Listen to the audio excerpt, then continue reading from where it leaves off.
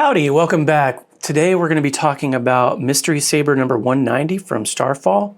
These are one of the last 12 of the Mystery Saber line from Starfall that David at the Saber Museum preemptively gobbled up all the slots. So I did 189 recently, so this is the next in the line, and I'll probably be doing them as Nick finishes them throughout the rest of time. No, I'm kidding.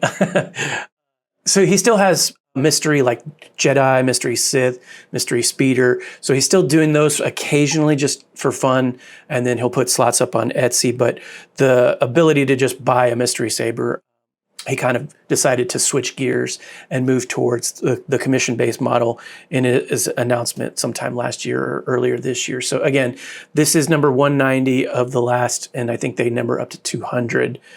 So that being said, this one obviously had some Sithy kind of vibes with the color scheme going on and with the exposed crystal, you know, kind of doing like a Starkiller-esque theme here. In that regard, because Nick is doing these like behind the crystal mesh grates and stuff like that, like I planned on this one to backlight it like I normally do. However, this opaque crystal, you can tell from the single pixel lighting it up, it's not as bright as like some of the clearer or diffused ones. So I decided instead of using all my programming that I've done in Starkillers where there's like a different color and a different animation, I left it to be the crystal color. So the animation will sometimes change. There's a couple presets where that's not entirely true, but with that reasoning, I thought, you know, hey, let's not wash out the crystal color because I match every crystal color to the blade color so that thematically we're in line. The other thing I decided to do was there's this circle greeblie that was here, and I've had these cubic zirconium diamond cut pieces from back when I was doing some Roman props with the Rudy Pando chamber. I bought like a couple different sizes and a couple different like finishes. So I'm not sure if this is the clear one or the smoky. I think this is the smoky one. So if it was outside, you would see it kind of had a grayish hue. But the nice thing is now when it gets backlit, the diamond cut, you know, really does some cool shining effects. For the most part on the presets, I've turned the backlighting off until the blade is on. And then it, you know, does all the animations and stuff. Again, there's a couple presets where that isn't exemption to the rule, just so that you know, there's some cool stuff going on. But yeah, it can be independently programmed. The other thing we've got is the new G-Pix emitter from Goth. If I can learn how to do this mirrored. And we can see that's subbladed. These are the newer 28 pixel count in the cruciform pattern. I'll show that a little bit more closer up down below. And then the other thing we have are Kalymian Custom Sabers switches in brass. Nick photographed this whole hilt with the brass plungers on his, so I just matched that. These are some of my last remaining Kalymian stock, and I just decided to use that on this saber because they're easy. I do have some of the Kessel switches, but I don't have as many in the aluminum housing. I've got plenty in the brass. So that's why I decided to kind of just stay in line with Nick's aesthetic choices and not deviate too far from that. But this is a fully removable system. So we'll hop down to the table, we'll show off the chassis, and then we'll talk about some functions. Again, this being David of the Saber Museum, a lot of the programming and the fonts are the same as previous installs. In fact, this is very much like the 189 that I finished recently. So we'll hopefully breeze through that. So let's do that. Let's hop down to the table and talk more in detail. So again, Mystery Saber 190, as the plaque clearly indicates, some cool appointments. Again, very Sithy concept here with like the shroud and the coloring and that type of thing. So here is the G-Pix from Goth3D.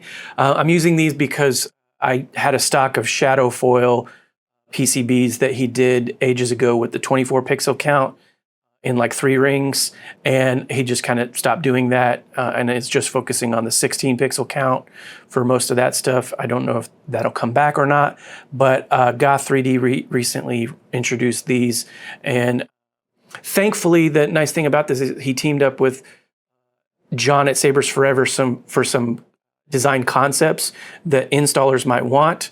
and John suggested we just go ahead and wire these in series. So unlike, you know, the Shtok or the shadow foil where you've got two sets of resistors, one for the onboard and one for the main blade, these run in series with the blade. So there's no extra like soldering, desoldering that you have to do. You just have to remember to program an extra 28 pixels into your config if you're not going to subblade it. So I have clearly subbladed into the 3 rings, and I'm doing that with the new subblade with list that is available in Proffie OS 8. So this is running OS 8.4, which is still in beta, but it's pretty stable. And again, the only reason I'm using that is because it makes that programming a lot easier.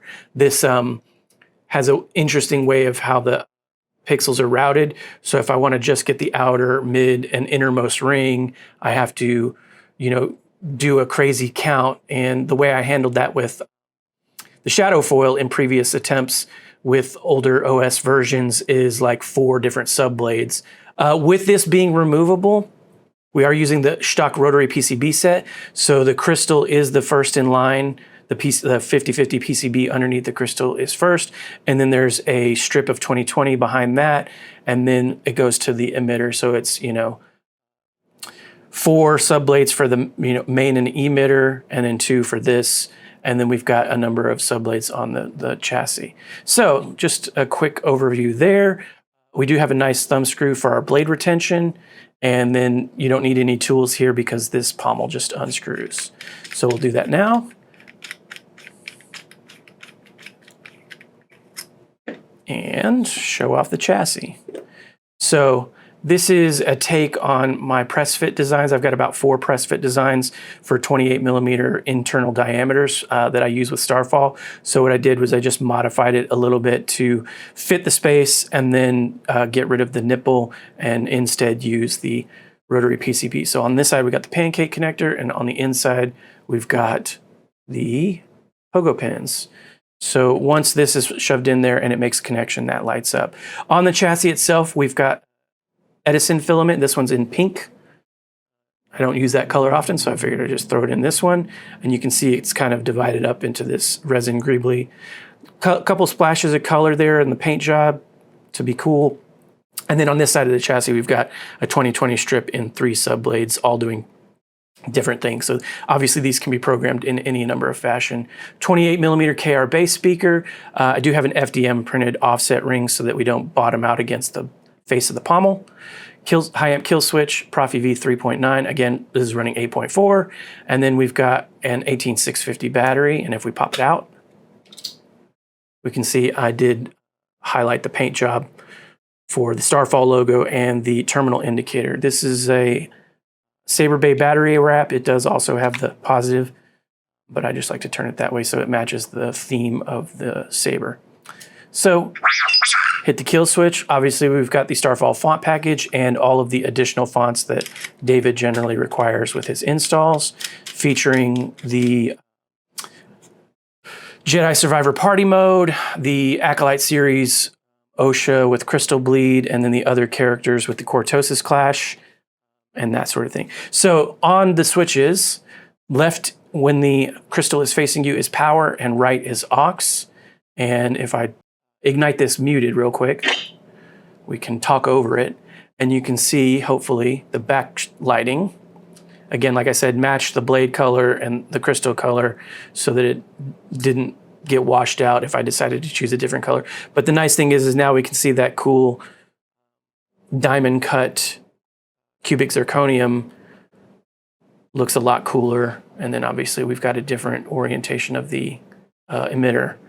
So you can twist off, go back to off, aux for Hero's Journey, a different thing. And if we want to check the different accents on this, we can pop it back out, show that off real quick.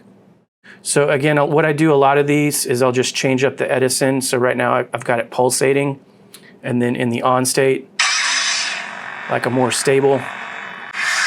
But each preset has a different setting, on and off states. And then here you can see different on and off states for these as well. Generally, they're going to be different than, you know, the preset blade colors because I like to switch it up. But if we want to check out the greeblies and the paint job, we can do that real quick.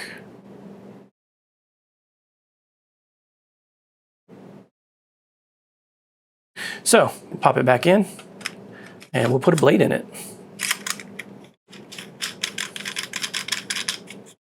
Okay, this takes a 7/8 diameter blade, and we've got that thumb screw up top like I mentioned for blade retention. So we just make sure that's backed out, bottom out on those PCB pins, cinch it up.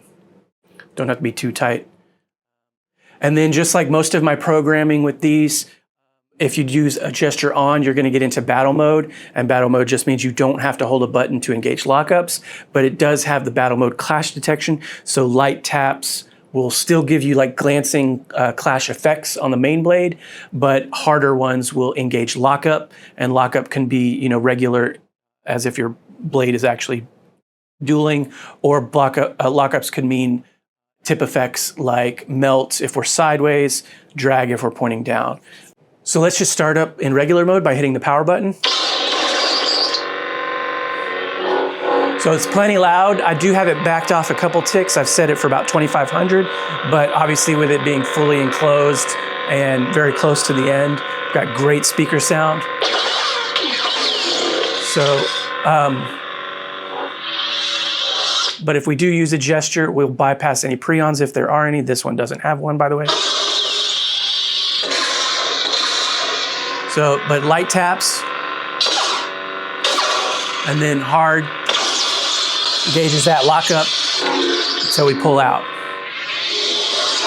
If we want to start and stop tracks, we've got the track player mode in the off position. So as long as we're not pointed straight up, we'll start track player. Got that little chime that lets you know you're in it. And then as you rotate the Saber, you'll go through it. I've got them all listed in the common folder, so you can access all the tracks from any preset whatsoever. And there's plenty of them, so you'll just have fun with it. So there's that chime. See how many we can get through, because some of them are quiet. There we go. So if we want to keep that one, we'll just press one of the buttons. Now we can swing it around, do whatever. Hold it again to turn it off. And then to start and stop a designated track, like I said, you've got to be pointed straight up. And again, turn it off same way. Hero's Journey. So we'll switch it up. So this one does have a preon, and we'll show that off with the button press. But we can bypass it with a twist on. And now again, we're in battle mode, but Reconcile. several of the newest fonts all have preons as well. So, but this one does not. But if we do want to do a force effect, same with the track player, hold power for 2 seconds. And it'll animate unstable on this particular preset. It depends on what the main blade style is, but just as long as the sound plays. And it'll switch back and forth between force player and quote player if you point straight down. Now this preset I don't think has quotes, but some of the Starfall fonts do, and some of the other additional fonts that I've programmed do as well. So that'll just do that. And again, as with most of my programming, if the preset and font are kind of centered around a specific character or leaning towards a certain character, and Brian Connor's done a voice pack for that character, I've included it in the font folder. So if you do decide to use edit mode, that character will guide you through all the settings. But if you just want to kind of hear it quickly, you can get a battery level or the volume level by holding power and aux in one of the two configurations. So let's do that real quick. Battery level 73%. Okay. Battery level 73%. Enter volume menu. And you can tell, like I've left it off a couple ticks from max. Maximum volume. But there's plenty of volume should you want to actually push it. Volume menu end. I think it's plenty loud this way, but you know, that's just my preference. So anyway. Legacy. On the other sets of programming features, we've got the special abilities. So for party mode, we have party mode. Get that little chime. And now heavy accent swings will change. I've also programmed the crystal color to change with it, but this is the one exemption, or one of the exemptions, where the back strip does its own thing. Because it's doing an animation, I didn't want to go in and code all that extra stuff, but the crystal itself changes colors. So when you see it dip down, you can see that the crystal does show green, but the back is like yellow.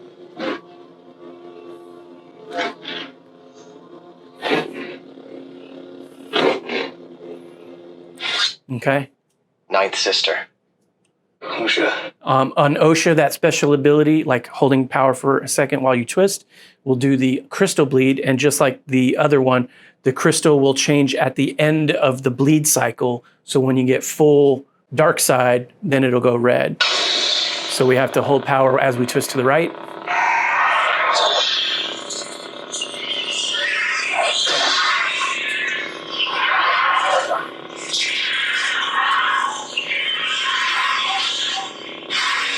And now you can see it's matching there. We do also have a quick version where if you hold it and twist to the left, it'll just go right to the other color. Oops.